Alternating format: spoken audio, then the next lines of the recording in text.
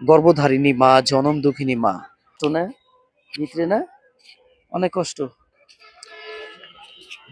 দর্শক আসলে উনি আসলে কেউই চায় না যে আসলে কারো কখনো ভিডিও করা হোক।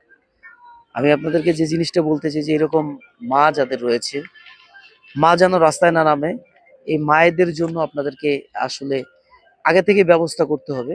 মারা যেন কোনোভাবে কষ্ট না পায়। একটা কথা মনে রাখবেন, আল্লাহ বলেছেন মায়ের পায়ের নিচে সন্তানের বেহেস। এই মাকে যদি আপনি ঠিক রাখতে পারেন, মাকে যদি কষ্ট না দিতে পারেন, তাহলে ইনশাআল্লাহ আপনার দুনিয়া এবং আখিরাতে সব পাশে শান্তি। আজকের পর থেকে আমরা প্রতিনিয়ত এই মায়ের পাশে দাঁড়াবো, মাকে ভালোবাসবো, এই চিন্তা ভাবনা করবো। এই মা যেন এই বয়সে এসে মানুষের দ্বারা হাত না পাতে, সেদিকে বিশেষ খেয়াল রাখবো। ধন্যবাদ সবাইকে। আমি আমার জায়গা থেকে হেল্প করছি। তারপরেও আমরা চাবো না কখনো যে আমরা আমরা যেন কাউকে আসলে যে মাদেরকে কষ্ট দেই। মারা যেন রাস্তায় না নামে। সবাই ভালো থাকবেন, সুস্থ থাকবেন, সুন্দর থাকবেন। আল্লাহ হাফেজ।